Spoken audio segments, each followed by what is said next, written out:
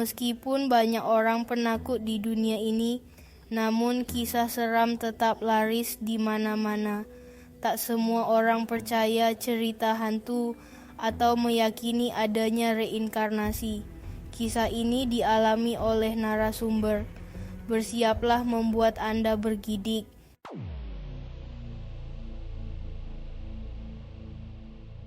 Hantu Pineng.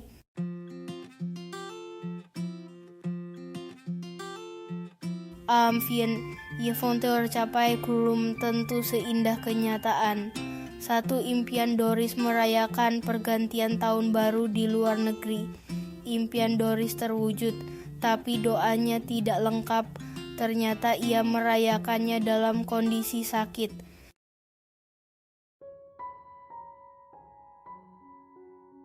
Setelah nyaris meninggal akibat sakit yang diderita, Doris akhirnya diterbangkan ke Penang, negeri jiran Malaysia, guna menjalani perawatan di sebuah rumah sakit yang kerap dikunjungi warga Indonesia.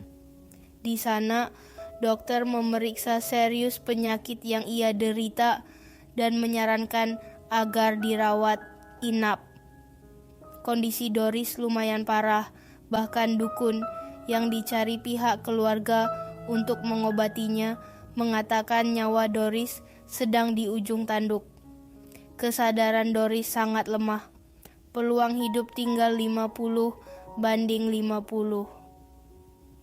Omongan dukun semakin menambah stres pihak keluarga sehingga segala upaya pun dilakukan keluarga untuk menyelamatkan hidup Doris.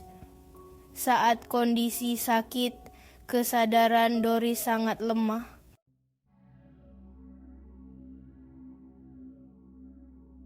Doris bercerita pada keluarganya, ia semakin sering melihat fenomena aneh dan mulai didekati para hantu. Doris bahkan sempat kesurupan. Sebelum berangkat, Doris dititipkan sebotol air minum dari dukun tersebut. Katanya air itu tidak boleh diminum hingga habis, harus bersisa. Jadi, air botol itu harus diisi ulang berkali-kali sebelum habis. Si dukun meyakinkan Mama Doris air itu bisa membantu penyembuhan Doris dan ia akan mengirim energinya dari jauh. Terdesak keadaan, Mama Doris pun menuruti petunjuk si dukun. Sejak sakit, Doris kerap tidak bisa tidur nyenyak. Tubuhnya begitu lemah dan sulit digerakkan sehingga ia harus dibantu Mama untuk ke toilet. Doris dirawat di kamar bangsal bersama dengan pasien-pasien lain dalam satu ruang yang sama. Orang dalam ruangan itu setidaknya ada 15 orang. Sistem rumah sakit di luar negeri sedikit berbeda dengan Indonesia. Di sana, keluarga yang menjaga dikenakan biaya menginap dan hanya disediakan sebuah kursi lipat santai untuk tidur. Tentu saja, tidur di kursi terasa tidak nyaman. Merasa tidak tega, akhirnya Doris meminta Mama tidur bersama berbagi ranjang dengannya. Ia berusaha menjaga posisi agar Mama dapat tidur nyenyak. Doris sadar betul merawat orang sakit itu tidak mudah. Jadi, sebisa mungkin ia berusaha tidak merepotkan Mama. Malam pertama ia dirawat, Doris mendengar suara mesin pacu jantung yang terdengar sangat dekat. Ia mendengar suara teriakan panik dari suster yang memanggil dokter untuk melakukan tindakan penyelamatan. Lalu tiba-tiba terdengar suara tiit panjang yang menandakan tanda kehidupan telah berakhir. Pagi hari Doris mendengar pembicaraan suster tentang pasien yang meninggal tadi malam. Doris sedikit penasaran, ternyata pasien itu dirawat di bangsal berbeda. Ia merasa heran, mengapa ia bisa mendengar suara-suara tersebut. Karena rasa letih akibat kurang tidur, Doris mencoba tidur kembali setelah sarapan. Tak lupa ia berdoa sejenak. Ketika ia membaringkan tubuh ke ranjang, ia merasakan sensasi ringan yang belum pernah ia alami. Tiba-tiba chi atau energi prana tubuhnya bergerak sendiri, mengalir tidak teratur. Anehnya, justru itu kali pertama ia baru tidur pula sejak sakit, meski hanya tidur 20 menit. Doris kemudian terbangun. Ia merasa ada seseorang yang memanggilnya. Saat ia mengedarkan pandangan ke sekeliling, ia melihat pasien-pasien lain terbaring di ranjang mereka masing-masing. Doris tidak melihat Mama. Ia berpikir mungkin Mama sedang sarapan di kafetaria rumah sakit.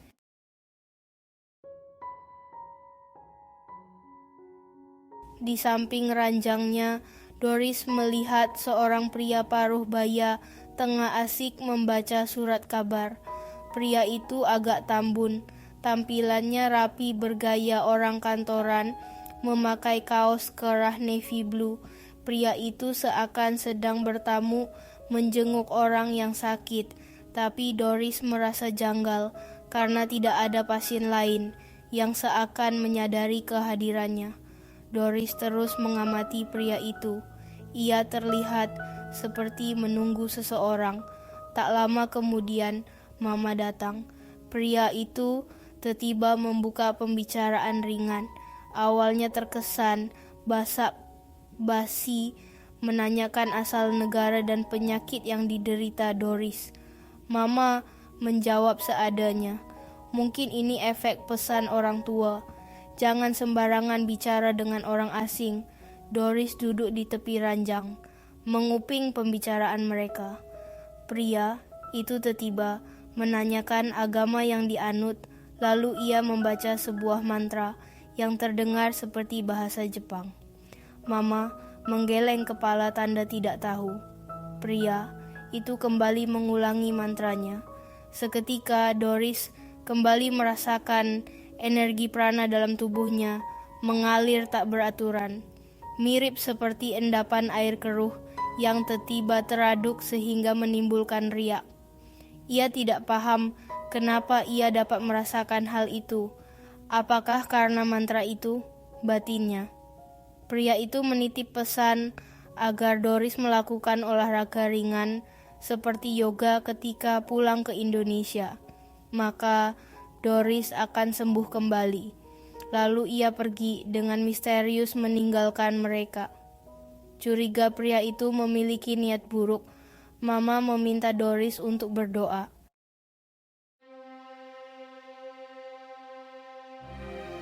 Saat menjelang tidur, Doris berada dalam kesadaran antara terjaga dan tertidur. Ia melihat sekelebat bayangan makhluk pria memakai pakaian serba hitam dengan cadar menutupi seluruh wajah, kecuali terlihat di bagian mata merayap dari bawah kakinya. Tubuh Doris terkunci, tidak barak. Makhluk itu bergerak pelan merangkak di atas tubuh Doris hingga mencapai wajahnya. Tiba-tiba makhluk itu mendekatkan mulutnya, berusaha mengisap hawa murni Doris. Doris berusaha memalingkan wajahnya ke samping, dan dengan penuh keyakinan, sontak ia melafal sebuah mantra. Mantra itu cukup ampuh mengusir makhluk tersebut. Seketika, makhluk yang menyerupai seorang ninja dengan sebuah samurai, diselip di belakang punggung, melesat terbang menembus dinding tipis pembatas. Doris terbangun dengan napas tersengal-sengal. Astaga, makhluk apa itu? Kenapa mirip ninja? Apa hari gini masih ada ninja? Ia membatin dalam hati. Doris melihat mamanya tertidur pulas di samping. Doris mengedarkan pandangan ke sekeliling. Semua pasien sedang tidur. Meski penasaran, Doris memaksakan diri untuk tidur kembali. Keesokan pagi, Doris kembali mendengar pembicaraan samar dari suster tentang seorang pasien yang berbatasan dinding dengannya mendadak meninggal tengah malam tadi. Ke arah sanalah makhluk itu tepat menghilang. Doris mulai gelisah. Ada makhluk yang mengincar nyawanya ternyata, namun ia selamat. Hari ketiga Doris menginap di rumah sakit itu. Satu persatu pasien di bangsalnya meninggal. Kematian pasien-pasien lain sempat membuat mental Doris makin down, terutama nenek yang dirawat di ranjang sebelah. Pagi itu, tampak cucu yang mengunjungi berusaha mengajak bicara, tapi nenek itu menatap kosong pada jam dinding yang tergantung di kamar bangsal. Ucapan cucunya sama sekali tidak diindahkan. Doris melihat wajah nenek itu. Tatapannya begitu kosong. Apakah itu tanda seseorang akan meninggal? Doris membatin dalam hati. Doris tidak berani menatap lebih lama. Ia kemudian mengajak Mama keluar sejenak ke kafetaria. Angin segar mungkin membantu ia agar tidak berpikir sembarangan. Mama menemani Doris menuju kafetaria. Saat menyusuri koridor, Doris melewati sebuah ruang operasi yang letaknya ternyata lumayan jauh dari bangsalnya meski masih satu lantai. Ia berkerut, tak habis pikir kenapa dengan jarak sejauh itu ia bisa mendengar suara-suara dari ruang operasi tersebut. Suara yang ia dengar di malam pertama dirawat inap terasa sangat dekat dan jelas di telinganya.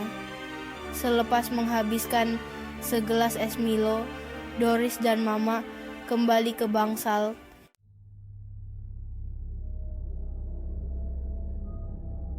Hari keempat, Doris diminta melakukan pemeriksaan endoskopi lambung. Endoskopi merupakan pemeriksaan rongga tubuh menggunakan endoskop yang digunakan untuk diagnosis atau penyembuhan. Teknik ini menggunakan serat optik dan teknologi video, sehingga dokter bisa menginspeksi secara keseluruhan. Beberapa persiapan dilakukan termasuk mengganti pakaian khusus sebelum dilakukan pemeriksaan. Karena Doris belum kuat berjalan, ia duduk di kursi roda. Seorang suster mendorongnya menuju lantai 4. Mama tidak diizinkan menemani. Saat tiba di lantai 4, suster itu terlihat ragu dan terus bertanya rekannya. Mungkin ia suster baru, begitu duga Doris.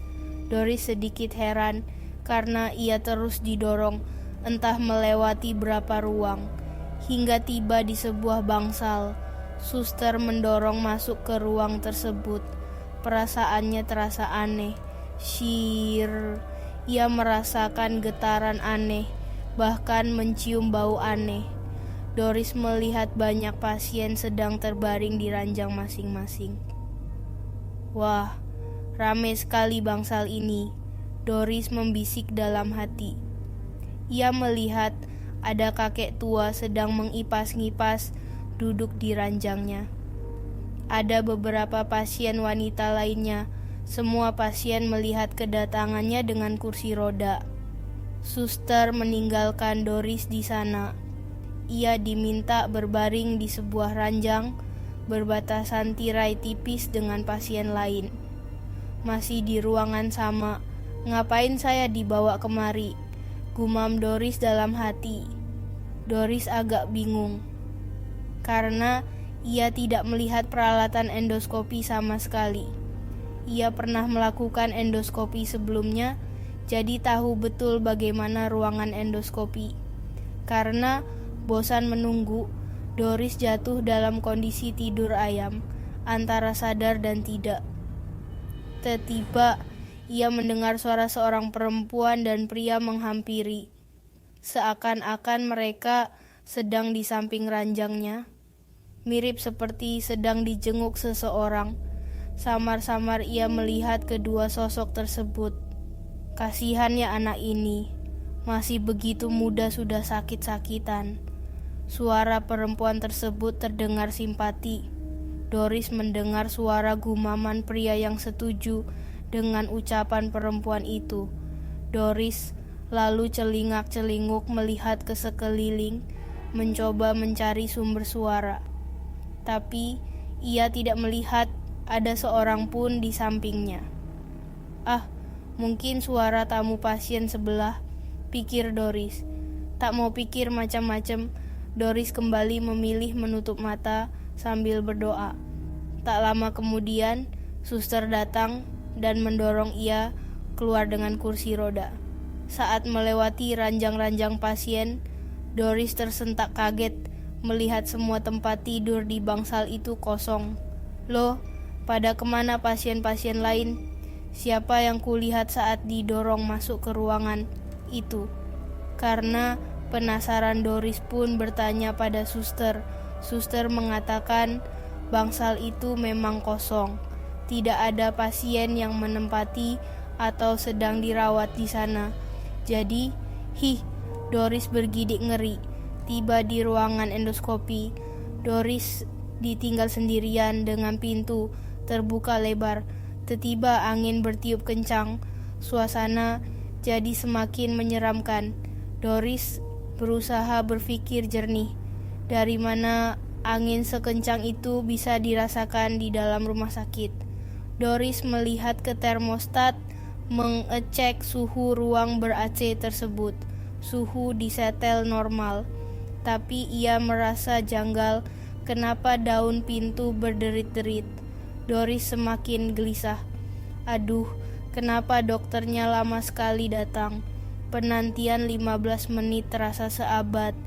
Akhirnya dokter datang bersama beberapa asisten perawat. Setelah pemeriksaan selesai, Doris didorong suster kembali. Kali ini bukan dengan kursi roda melainkan ranjang dorong. Doris diminta tetap berbaring di ranjang tersebut.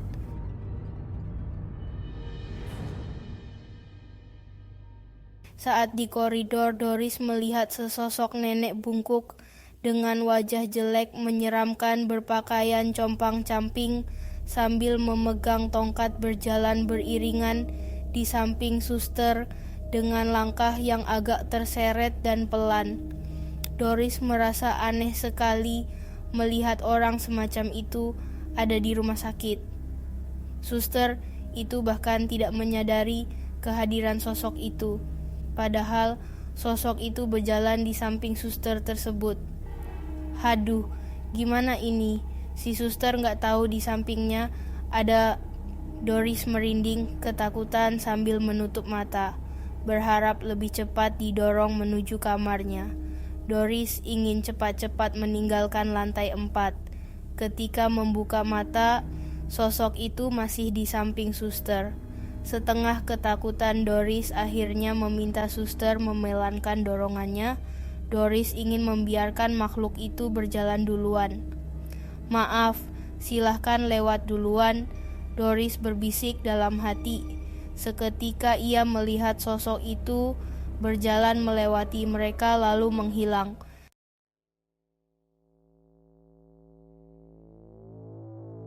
Doris menghela napas panjang tanda lega. Ia lalu meminta suster segera membawanya pergi dari sana.